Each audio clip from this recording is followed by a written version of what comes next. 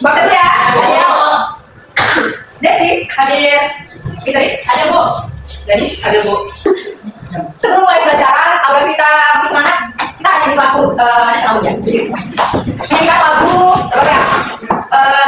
Gak terpaksa saja, jangan biar semangat. Lagu yang lain, lagu kan?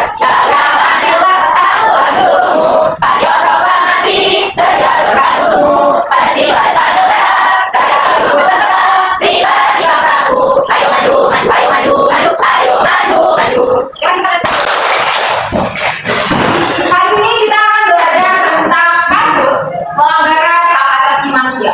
Kalau dulu kita sudah belajar tentang makna hak asasi manusia, sekarang kita belajar tentang kasus pelanggaran hak asasi manusia. Sebelum masuk ke pembelajaran, kira-kira ada yang tahu nggak hak asasi manusia itu apa? Ada yang tahu? Ada yang tahu? Tahu. Apa? Iya, betul sekali. Hak dasar manusia yang diberi oleh Tuhan atau hak yang dibawa manusia sejak lahir. Kira-kira contohnya apa? Hak apa?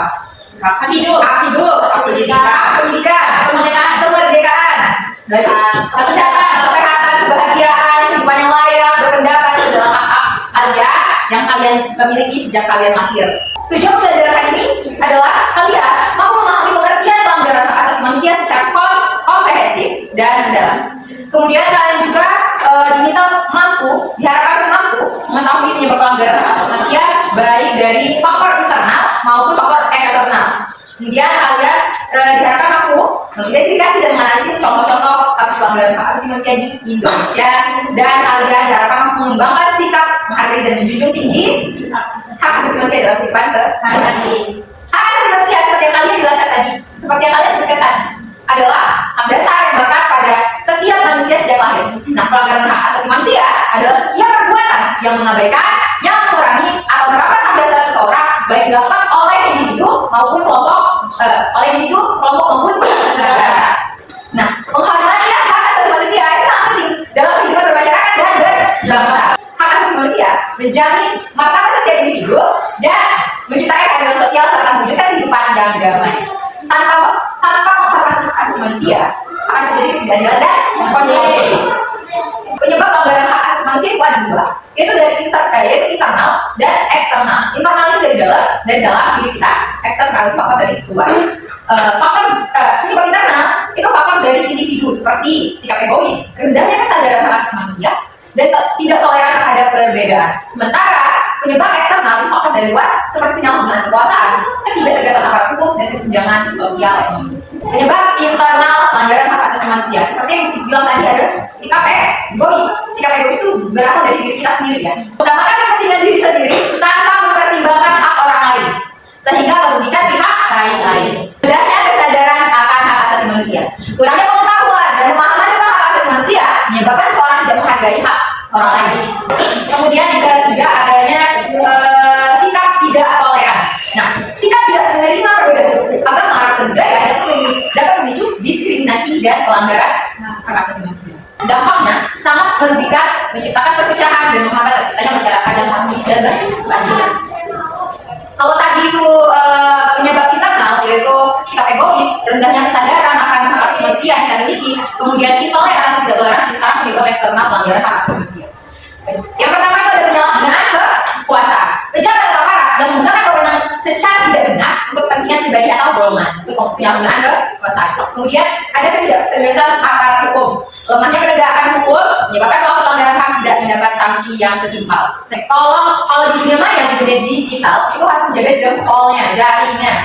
Kalau di lingkungan real life, itu harus menjaga lidahnya. Kemudian yang terakhir ada kesenjangan ekonomi. Ketimpangan yang tinggi menyebabkan diskriminasi dan pelanggaran hak dasar terhadap kelompok masyarakat itu rentan sekali. Itu adalah penyebab pelanggaran hak asasi manusia baik dari dalam maupun dari luar atau internal dan eksternal. Jadi penyebab pelanggaran hak asasi manusia internal itu apa? Dalam diri sendiri. Ya, dalam diri sendiri. Itu ada apa aja? Sikap egois, kemudian rendahnya kesadaran akan kepentingan hak asasi manusia. Ada lagi? Tidak toleran terhadap perbedaan. Itu adalah faktor dari dalam. Kemudian penyebab eksternal itu ada apa aja tadi? Penyalahgunaan kekuasaan oleh pejabat. Kemudian ada apa lagi? Ketidaktegasan aparat hukum. Ada lagi? teknologi. Yang dengan teknologi, dan yang terakhir adalah Kesenjangan sosial ekonomi. kesenjangan sosial ekonomi. Tentunya setiap perbuatan itu pasti ada dampaknya. Nah, dampak pelanggaran hak asasi manusia itu yang pertama itu dampaknya ke psikologis ya. Korban mengalami trauma berkepanjangan, depresi, kecemasan, dan gangguan stres pasca trauma yang mengaruhi kualitas hidup. Itu dampak sosialnya, menimbulkan konflik dan perpecahan dalam masyarakat, hilangnya kepercayaan antar kelompok, serta rusaknya tatanan sosial dan yang harmonis. Dampak hukumnya, pelaku dapat dikenai sanksi pidana, perdata, atau denda. Negara juga dapat dikecam oleh komunitas internasional atas pelanggaran hak asasi manusia. Sampai di sini ada yang ditanyakan? Cukup? Kalau gitu kita lanjut ke tugas ya. Di sini ibu sudah siapkan studi kasus. Ada gambar, perhatikan gambar di depan sudah. Oh, di sini ada gambar tentang apa nih namanya? Mereka ya, anak kami, hidup kami. Kemudian di sini ada penggusuran bangunan. Ibu bagi dua kelompok saja. Silakan tentukan kelompoknya masing-masing saja. Ada yang kelompok satu siapa? Silakan ditulis nama dan jawabannya. Silakan tulis nama, kemudian diskusi bersama. Kalau misalnya ada yang ditanyakan, silakan ditanyakan. Siapa mau masuk?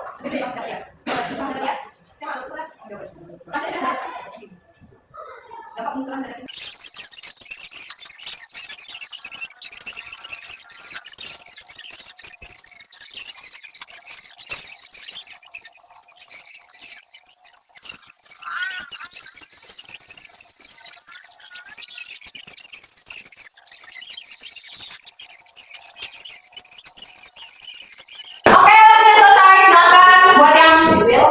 silakan siap-siap untuk presentasi. Kira-kira mau kemana dulu yang maju? Kelompok satu ya? Oke, kelompok satu sudah siap? Ya. Ya. Assalamualaikum warahmatullahi wabarakatuh. Waalaikumsalam warahmatullahi wabarakatuh. Takbir, ya pun. Kami dari kelompok 1 yang mengatakan saya Fitri, saya Rizka, saya Ana, saya Rizki. Kami di sini ingin mempresentasikan hasil diskusi kelompok kami, yaitu tentang gambar 1. Gambar 1 memperlihatkan aksi untuk kelas warga dan masyarakat adat yang memegang papan tuntunan tertulis tanah kami, hidup kami, dan we demand justice. Aksi tersebut berujung akibat tindakan represif dari aparat keamanan yang menggunakan tameng dan kekuatan fisik sehingga menyebabkan seorang itu lansia terjatuh. Pertanyaannya, 1. Berdasarkan gambar tersebut, hak asasi apa saja yang sedang diperjuangkan oleh masyarakat adat dan hak apa yang dilanggar saat pembubaran aksi terjadi? Jawaban dari kelompok kami, hak yang diperjuangkan, hak atas pendidikan komunal atau tanah adat, hak wilayah sebagai sumber kehidupan, serta hak mempertahankan hidup. Hak yang dilanggar, hak atas kebebasan berekspresi dan berkumpul secara damai, pasal 28G ayat 3 UUD 1945. Hak atas rasa aman, pasal 28G ayat 1, serta hak bebas dari perlakuan tidak manusiawi atau kekerasan fisik. Nomor 2. Mengapa konflik agraria sengketa tanah antara masyarakat adat, korporasi atau pemerintah seringkali berujung pada pelanggaran hak asasi manusia yang represif? Jawaban kami, konflik ini sering dipicu oleh tumpang tindih lahan antara lain ruang hidup adat tradisional dan izin konsesi koperasi, perkebunan atau pertambangan yang dikeluarkan pemerintah atas nama pembangunan. Pelanggaran HAM terjadi ketika negara mengedepankan pendekatan keamanan dibanding dialog, sehingga aparat bertindak sebagai pelindung aset investasi daripada pelindung warga negara. Nomor 3. Telah Undang-Undang Dasar Negara Republik Indonesia tahun 1945, pasal mana saja yang mendasari perlindungan terhadap hak berpendapat serta kemampuan kesatuan masyarakat hukum adat. Bagaimana seharusnya aparat bertindak? Jawabannya, pasal 18B ayat 2 UUD 1945 menjamin kemampuan masyarakat hukum adat beserta hak tradisional. Pasal 28G ayat 3 menjamin kemerdekaan berserikat dan berkumpul. Solusi adalah penerapan pengesahan RUU masyarakat adat serta perubahan standar operasional prosedur SOP aparat agar mengedepankan negosiasi humanis tanpa kekerasan. Sekian dari kami membuka sesi tanya jawab atau pro dan kontra terhadap hasil analisis kami. Oke, terima kasih untuk kelompok 1 atas analisisnya sangat mendalam sekali. dan sesuai dengan kasus yang terjadi di gambar 1 ya.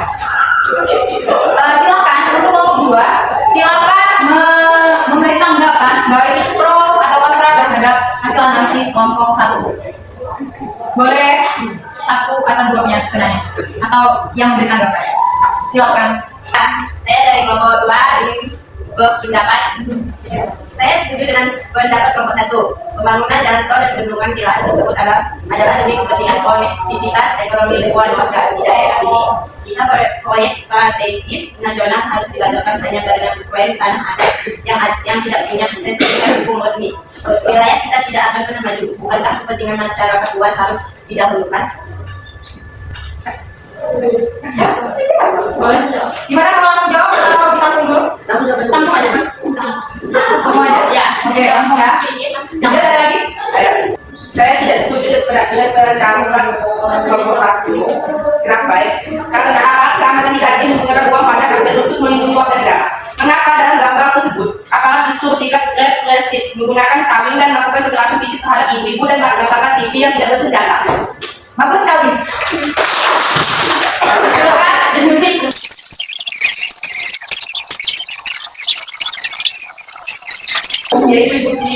Izin menanggapi tanggapan dari Hasna. Penegakan hukum tentang law memang sah, tapi proses eksekusinya yang tanpa solusi hunian pengganti yang layak adalah pelanggaran HAM. Bagaimana? Apakah bisa dipahami? Bagaimana toh saudara Hasna? Ya.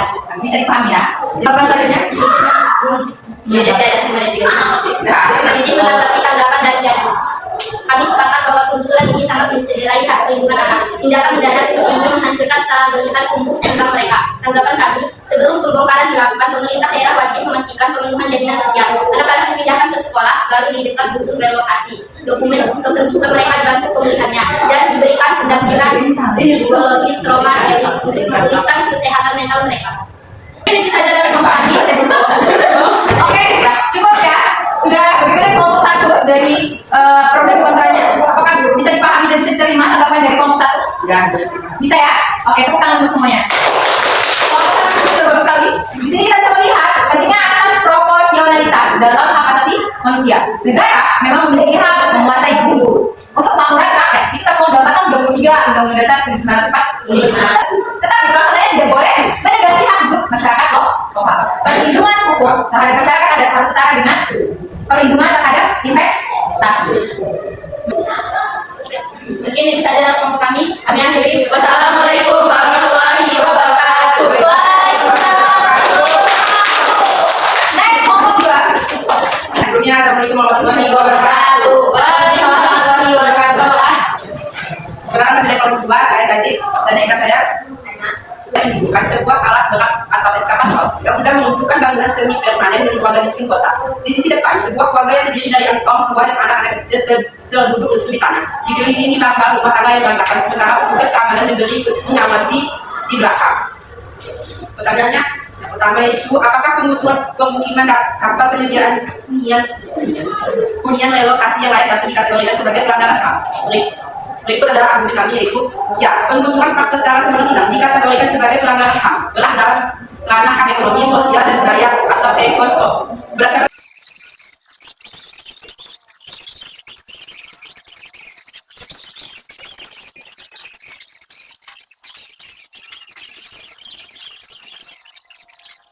terima kasih, kami hari Wassalamualaikum warahmatullahi wabarakatuh.